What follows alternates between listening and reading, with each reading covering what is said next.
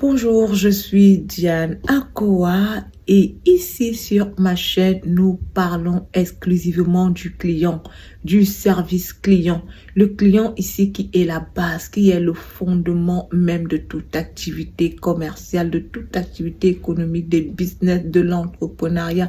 Tout part du client parce que en fait, quand vous démarrez un business, la première question à laquelle vous devez trouver absolument une réponse, c'est à qui je vais vendre. Quels sont mes débouchés? Et qui parle de débouchés parle des clients. Mais malheureusement, chez nous en Afrique, le client, c'est le dernier. Le client, on s'en fout. On n'en a rien à faire. C'est, voilà, c'est le chiffon de tout le monde. J'aime à le dire. C'est la serpillère de tout le monde. Je me retiens pas pour le dire. Que vraiment le client est tellement maltraité. Le service client est tellement désastreux que voilà, il n'y a pas de mots pour décrire cette situation lamentable qui subsiste depuis des décennies. Et c'est de tout ça dont nous parlons sur cette chaîne. Alors, si vous êtes nouveau sur la chaîne, s'il vous plaît, abonnez-vous. C'est très important. Abonnez-vous. Activez la cloche de notification pour ne rater aucune de nos vidéos, de nos publications. Et surtout, mettez le pouce pour nous encourager, pour encourager ce que nous faisons ici et partagez au maximum. Parce qu'il est important que tout le monde entende ce qui se dit ici. C'est de cette façon que nous allons faire bouger les lignes, que nous allons faire avancer les choses. Alors, aujourd'hui, je vais vous parler de 5 choses. 5 choses que les clients détestent, que les clients ne supportent pas. Quand vous avez un établissement commercial, quand vous avez un business, quand vous êtes un prestataire de service, quand vous êtes un commerçant, quand vous devez générer des bénéfices grâce à vos clients, il y a 5 choses que ces clients n'aiment pas. Alors, je vais commencer par la première. La première de ces choses, c'est la mauvaise attitude. Et quand je dis mauvaise attitude, je parle de l'impolitesse, je parle de l'arrogance, je parle des mauvaises réponses. Vous êtes déjà entré quelque part, vous posez une question à la personne qui est là, je sais pas moi, dans un établissement commercial. Déjà, on vous répond par monosyllabe, oui, non. La personne parle à l'intérieur de sa gorge. Et puis, franchement, la personne a le visage renfrogné. La personne, voilà, est tellement énervée à la limite. Moi, je ne sais pas. Je crois que c'est énervé. Et voilà, les réponses sont assez cinglantes et c'est là où vous entendez les... je vous ai déjà répondu, non? Mais moi, je vous ai déjà dit que nous n'avons pas ça, non? Mais vous voulez que je vous dise quoi? Mais regardez là-bas. Mais si vous ne trouvez pas ce que vous cherchez, ça veut dire que nous n'avons pas...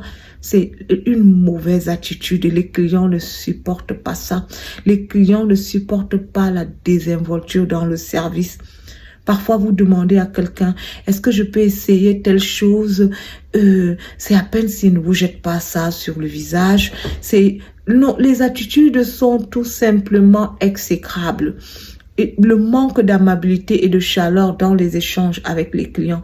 Vous échangez avec le client et vous êtes énervé. Mais d'où sort l'énervement? Quelqu'un vient vous donner de l'argent, vous êtes énervé? Non, mais quand même... Donc, il y a ça, il y a le manque, la mauvaise attitude. Les clients n'aiment pas ça. Ça, c'est de 1. Deuxième chose que les clients n'aiment pas, le manque de considération. Vous savez ce que c'est la considération? La considération, c'est quand vous montrez à quelqu'un qu'il est important. Et je vous le dis tous les jours sur cette chaîne, tout le monde aime aller là où il est important. Ça, c'est le bon sens, hein. C'est le bon sens. Tout le monde aime aller là où il se sent important. Et les clients ne supportent pas le manque de considération. Le manque de considération, c'est quoi? Quand vous arrivez quelque part, qu'on ne vous regarde même pas, vous posez des questions, personne ne répond à vos questions. Le manque de considération, c'est quand on ne cherche pas à savoir si vous êtes satisfait. Parce que quand vous considérez un client, vous allez faire tout pour savoir si votre produit que vous lui avez vendu ou le service que vous lui proposez répond à ses attentes, si le client a été satisfait, s'il aime ce que vous lui avez donné, si ça marche, si ça a fonctionné, vous allez demander au client, est-ce que ça va? L'appareil, ça va? Vous prenez même le numéro des clients. Quand ils viennent, ils achètent dans les grandes surfaces, là, ils achètent vos appareils. Demandez-leur, rappelez-les même une semaine après pour demander, voilà, on est venu installer ceci chez vous. Est-ce que ça fonctionne bien? Est-ce que ça va? Est-ce que tout marche? C'est ça qu'on appelle de la considération dans le milieu du business. C'est un service après-vente. C'est le service après-vente, en fait, qui manifeste cette considération. Quand déjà le client même entre dans votre établissement, l'accueil chaleureux, tout ça, c'est de la considération. Quand vous prenez soin de demander au client ce qu'il veut dans les moindres détails et vous lui expliquez qu'en fait, c'est parce que vous ne voulez pas vous rater dans sa commande. Vous voulez vous rassurer qu'il a exactement ce qu'il veut. C'est ça de la considération. Et quand le client ne trouve pas ça, il va prendre la poudre d'escampette à la première occasion. À la première occasion, dès qu'il va trouver un produit substitut ou un service voilà, qui peut remplacer ce que vous faites, je vous dis, il s'en va immédiatement sans demander son reste. Alors, la troisième chose, les clients n'aiment pas trop d'efforts à faire autour de votre service ou de votre produit ou de quoi que ce soit que vous proposez. Et ces efforts, c'est quoi? Voilà, par exemple, quand il y a quelque chose qu'un client achète chez vous, et voilà, peut-être qu'il y a un souci, ça ne fonctionne pas, et qu'il faille qu'il revienne avec, et qu'il faille que ce soit lui qui court après vous, qui vous demande, voilà, je vous ai dit qu'il y avait telle chose qui ne fonctionnait pas, est-ce que vous pouvez envoyer quelqu'un prendre et que vous le tourniez en bourrique, et que finalement, quand il arrive à votre niveau, il ne peut même pas rencontrer un responsable. Voilà encore quelque chose de terrible. On ne peut jamais rencontrer un responsable. Vous êtes en charge d'un grand établissement financier, d'un grand établissement commercial. Vous êtes un grand prestataire de services. Vous avez un grand établissement, peut-être une structure qui fait dans les constructions et tout. Et on ne peut pas vous rencontrer parce que vous êtes le patron. On a déjà parlé de ça ici. Vraiment, les patrons, sortez de vos bureaux. Quand on fait le business, on ne fait pas de l'argent assis derrière un bureau à se prélasser, à jouer les boss. Si vous voulez faire dans des bureaux climatisés et tout assis, allez faire dans l'administration, ne venez pas dans le business. Parce que celui qui veut gagner de l'argent est accessible. Vous ne pouvez pas faire marcher quelqu'un qui vous donne de l'argent. Ce n'est pas possible. Changez ces attitudes. S'il vous plaît, débarrassez-vous de vos gros titres ronflards, de grands boss, grands Manitou et de tout ce que vous voulez. On n'en a pas besoin. On n'en a rien à cirer. Ici, on parle de se faire de l'argent. On ne parle pas de, voilà, de venir se faire voir, de se montrer et voilà, d'afficher des airs. Non, on ne parle pas de ça. Les clients n'aiment pas ça. Les clients n'aiment pas avoir l'impression d'avoir en face de quelqu'un d'inaccessible. Non, non, non. Le jour où ils vont aller quelque part, où le patron va sortir de son bureau, venir les saluer, venir leur demander ce qu'ils veulent, venir leur demander s'ils ont besoin de quoi que ce soit, ou le propriétaire du restaurant lui-même va passer sur toutes les tables pour se rassurer que ses clients sont bien servis et que tout va bien. Ou celui, le grand entrepreneur ou le grand ingénieur qui gère une structure de construction va descendre dans les chantiers pour vérifier si son personnel fait bien le travail. Quand les clients tombent sur quelqu'un qui est altruiste comme ça, qui est proche d'eux, ils vont vous lâcher les baskets sans demander leur reste. Ils vont vous tourner le dos sans chercher à savoir. OK? Donc, il y a ça qui est de 3. Et quatrièmement, les clients ont horreur du manque d'écoute et d'empathie. Je vous chante ça tous les jours. Écoutez vos clients.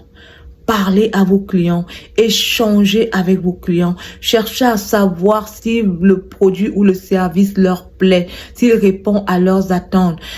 Engagez des conversations avec les clients. Oh mon Dieu. Ouf! Vous êtes déjà entré dans une pharmacie en Afrique. Vous entrez dans une pharmacie, vous expliquez votre situation et tout. Je sais pas moi, l'assistante pharmacienne ou je sais pas qui est chargé de la vente, vous regarde comme ça en roulant des yeux. avec une expression exaspérée sur le visage. Voilà, rien d'intéressant. Ayez de l'empathie. Écoutez le client. Intéressez-vous à ce qu'il dit. Intéressez-vous à son problème. Et montrez-lui que vous avez la solution. Montrez-vous que vraiment, le genre que vous écoutez son problème là, il est hors de question qu'il sorte de là sans une solution. C'est de ça qu'il s'agit. Apprenez à le faire. C'est très très important. Et enfin, les clients n'aiment pas la déresponsabilisation. Ça veut dire quoi la déresponsabilisation? Ça veut dire que vous n'êtes responsable de rien. Vous avez un ingénieur qui s'occupe de vos travaux et quand il y a quelque chose qui s'est cassé, il y a un mur qui a été mal monté, il y a peut-être des tuyaux qui ont été mal passés. Il vous faut comprendre que vraiment, lui, c'est pas lui, c'est les gars qui ont travaillé, ils ont mal fait. Donc, c'est à vous de débourser encore de l'argent pour réacheter le matériel pour qu'on répare leur erreur. Les clients ne supportent pas ça. En tout cas, les clients sérieux. Une comme moi, je vous mets tout de suite de côté et je ne vous recommande jamais. Parfois, sachez endosser des responsabilités. Il y a eu un travail qui a été mal fait. Il y a eu quelque chose qui n'a pas marché. Dites à votre client, ne t'inquiète pas, je vais m'occuper de ça. Je vais réparer ça. C'était de notre faute. Ce n'est pas de ta responsabilité. Je vais m'occuper de ça. Je prends ça en charge. Vous avez un client qui achète peut-être un meuble dans votre établissement commercial. Le meuble est gratté de partout. Vous lui dites non, ça doit être les gars qui ont porté, qui sont venus avec le meuble là-bas. C'est pour ça, vraiment, non. Dites-lui, il n'y a pas de souci. On va venir reprendre le meuble, on va le reponcer, on va repasser du vernis dessus. Les clients aiment ça. Arrêtez de fuir vos responsabilités et de vouloir seulement gagner de l'argent.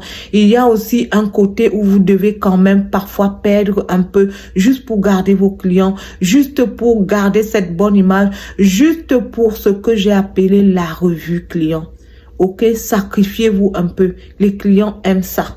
Les clients aiment sentir que vous aussi, vous êtes prêt à perdre un peu juste pour que les choses aillent bien. Alors, c'était ces 5 choses que je vous ai citées que les clients n'aiment pas. Je vous ai parlé de la mauvaise attitude. Je vous ai parlé du manque de considération. Je vous ai parlé des efforts, trop d'efforts à faire autour de vos produits et de vos services. Je vous ai parlé du manque d'écoute et d'empathie. Et enfin, je vous ai parlé de la déresponsabilisation. Faites un effort, les gars. Essayez de revoir toutes ces choses-là. Et vous allez voir que petit à petit, vous allez améliorer votre service client. C'est très important. Je vous dis toujours, celui qui veut se faire beaucoup d'argent doit servir. Si vous n'êtes pas prêt à servir, si vous n'êtes pas prêt à être au service de vos clients, vous n'allez pas aller au next level avec votre business. Vous n'allez pas être compétitif à l'échelle mondiale. Le business maintenant est à l'échelle mondiale. Le monde est devenu un village planétaire. C'est une plateforme où tout le monde est là. Tout le monde se regarde dans les yeux. Alors, prenez les choses en main et changez ces attitudes. En bon entendeur, appliquez seulement.